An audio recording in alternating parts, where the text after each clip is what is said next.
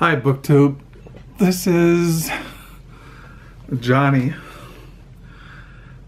Time to make another video.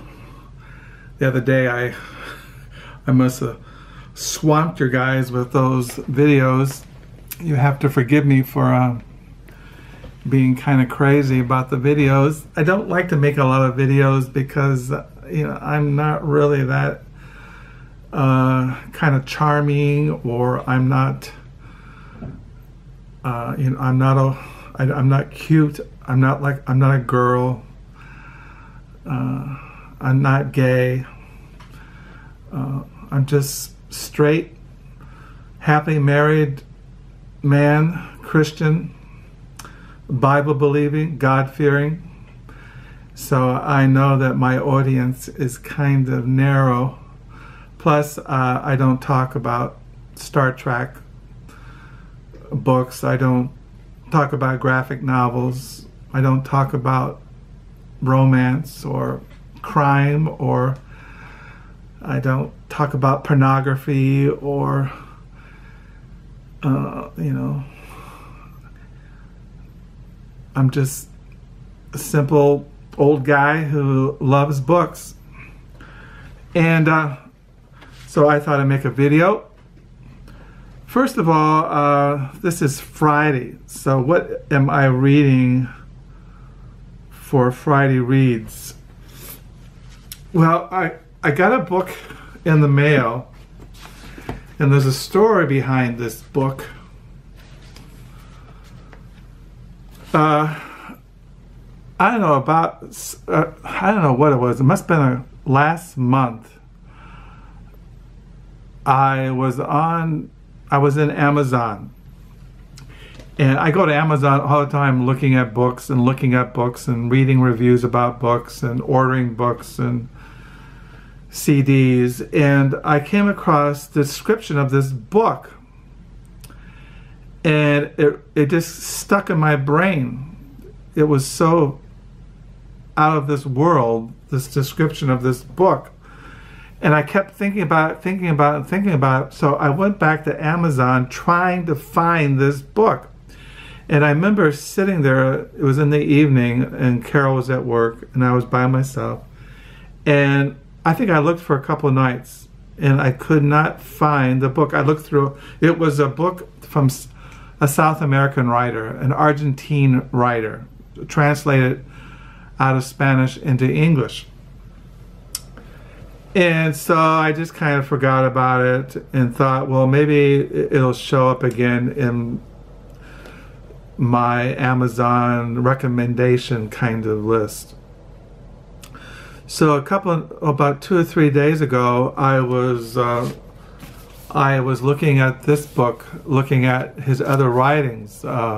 This is what I've been reading the last couple of days, the Diaries of Emilio Renzi, The Formative Years by Ricardo Piglia, translated out of Spanish by Croll. I was just looking at this and other Argentinian writers, and below it, lo and behold, there was that book and the description of that book, that novel that I have been looking for and just wanted to know more about it. Well, first I'll read you a description of the book from Amazon. I copied it off tonight. This is a description of the book that caught my eye. I'm having a cup of tea here.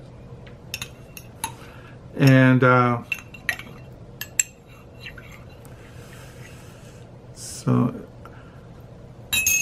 so here's what I read this, and it just caught my eye, and so I'm just going to read it to you here. And first of all, it starts off with a quote from the writer Jonathan Lethem. A catastrophic, open-hearted, shamelessly polymathic storyteller, the kind who brings a blast of oxygen into the room. Okay, then it goes down here. And this is a description of this novel. And the writer is Ricardo Fresan. This is the book translated out of Spanish by Will Vanderhyden. And this is a trilogy. This is the first of a trilogy that's being translated out of Spanish into English by the same guy who translates this one. So then it goes here.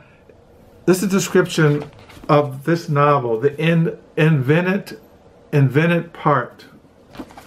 An aging writer, disillusioned with the state of literary culture, attempts to disappear in the most cosmically dramatic manner, traveling to the Harran Collider, merging with now what that is, from what I remember reading about it on the news, that if you go to Switzerland, there's this huge,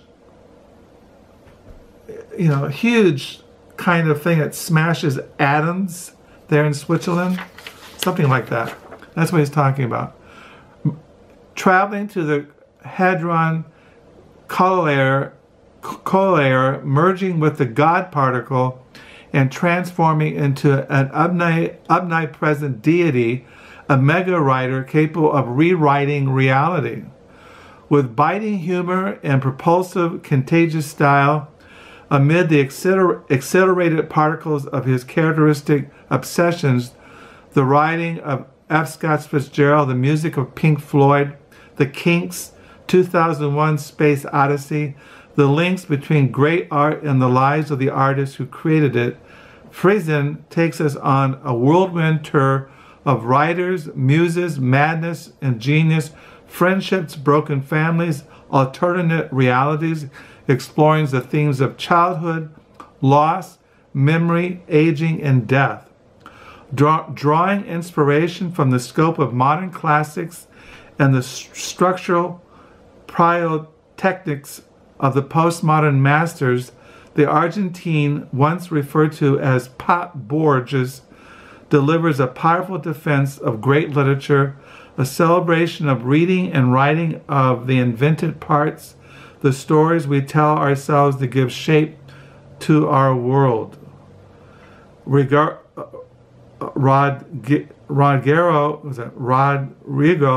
Fresan is the author of 9 books of fiction that together compose an expansive, interconnected fictional world of complex systems of storylines, resonance, and self-reference that call to mind the works of David Foster Wallace, Thomas Pynchon, and Roberto Bellino. See what I'm saying?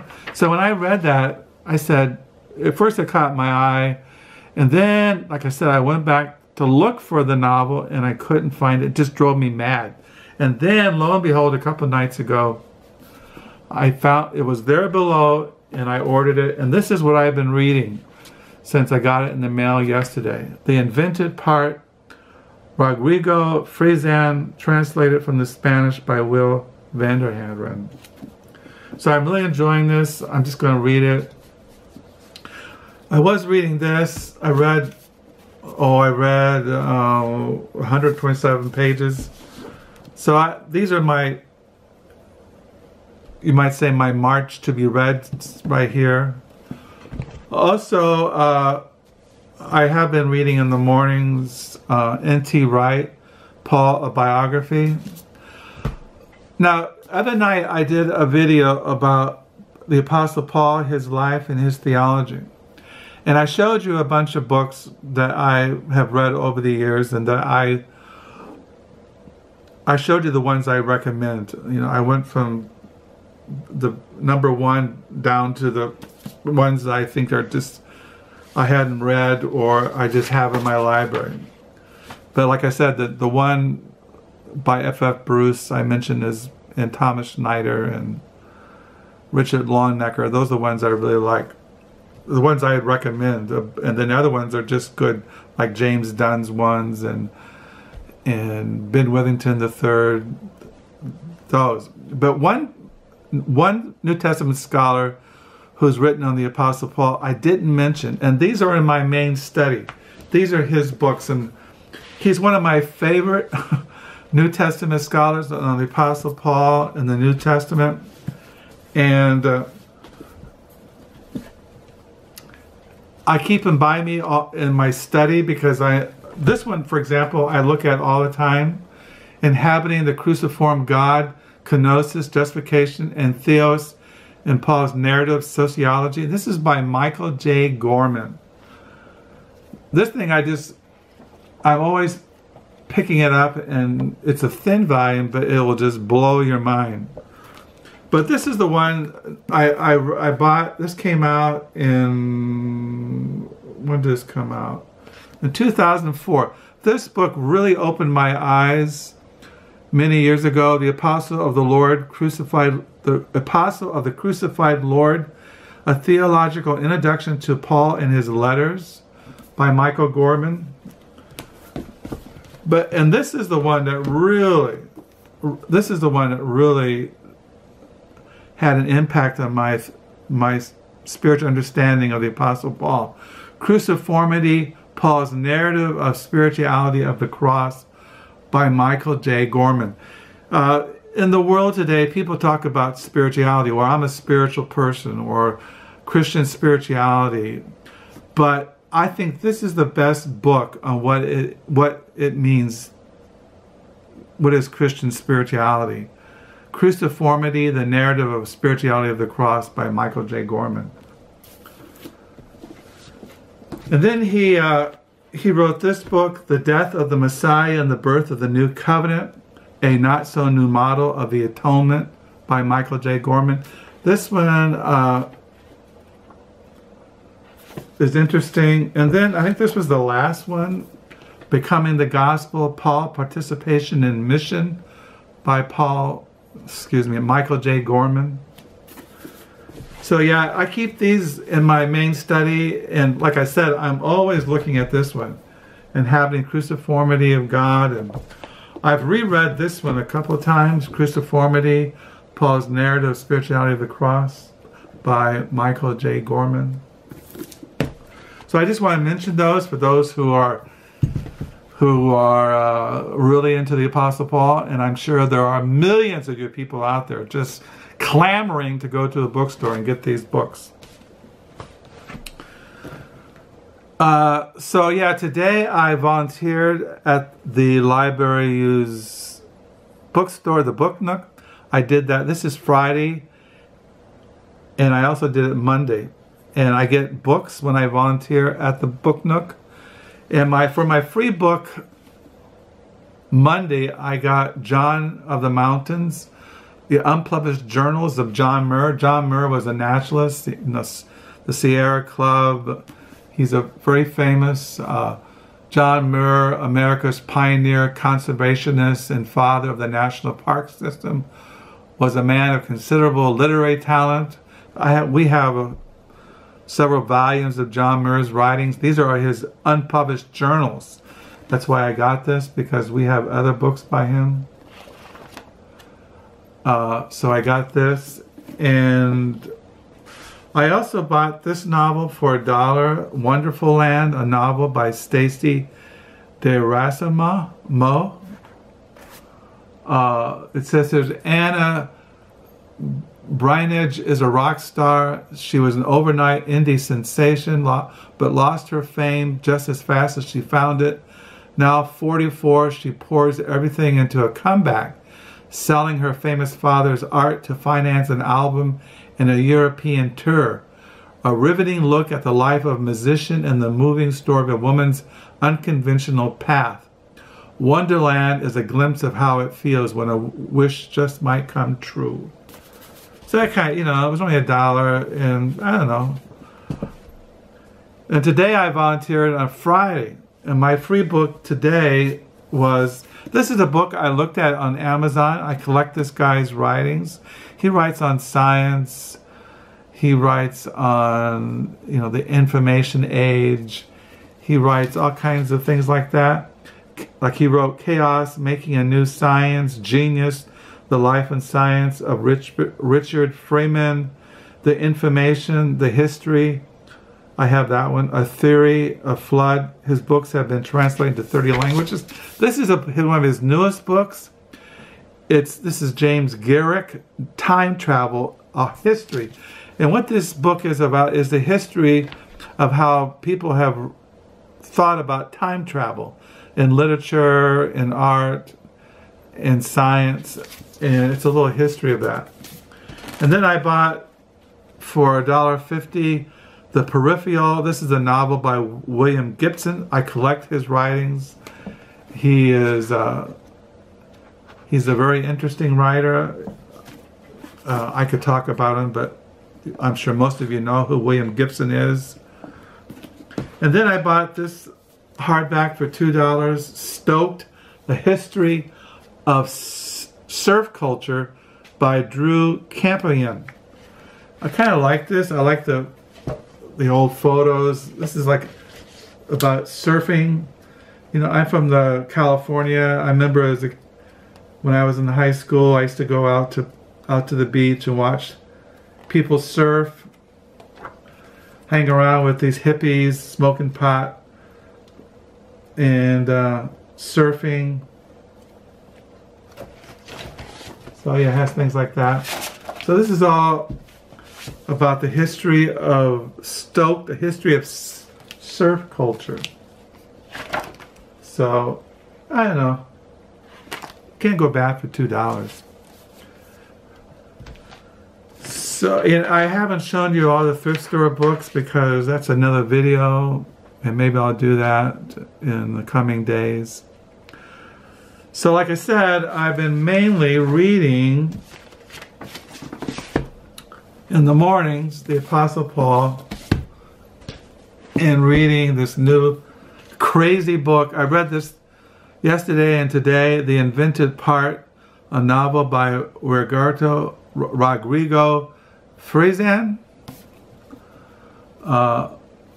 Like, to give you an example, when you open it up, he quotes right here Robert Musil, David Foster Wallace, Joseph Heller, Brent Easton Ellis, Christopher Asherwood, Bob Dylan, Kurt Vonnegut, James Salter.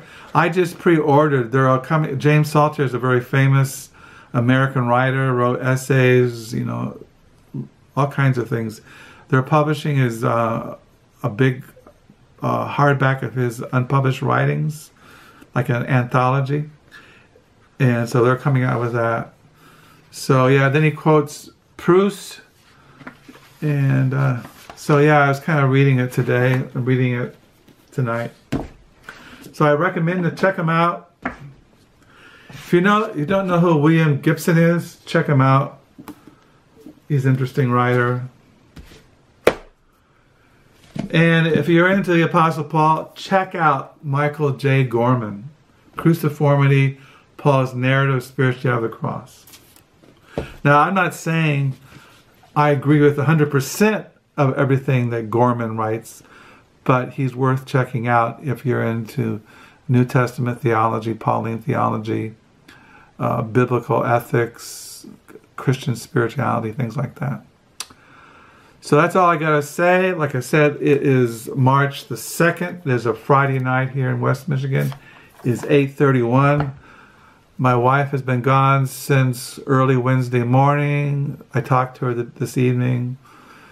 The grandkids are just driving her all day long. They get up at 5 and they go to bed early and it starts all over again. She says the kids don't stop. They just go, go, go. Louisa, Margaret, and baby Jack.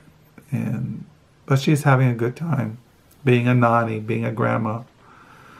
And she comes home next week, Wednesday, Lord willing, unless there's a plane crash or the Russians don't set off one of their missiles and destroy us, and we go into a nuclear winter. But you never know. What's really important is making sure that you're saved and you've been covered with the blood of Jesus. So I'll sign off. Thank you for the comments. Thank you for the subscribers.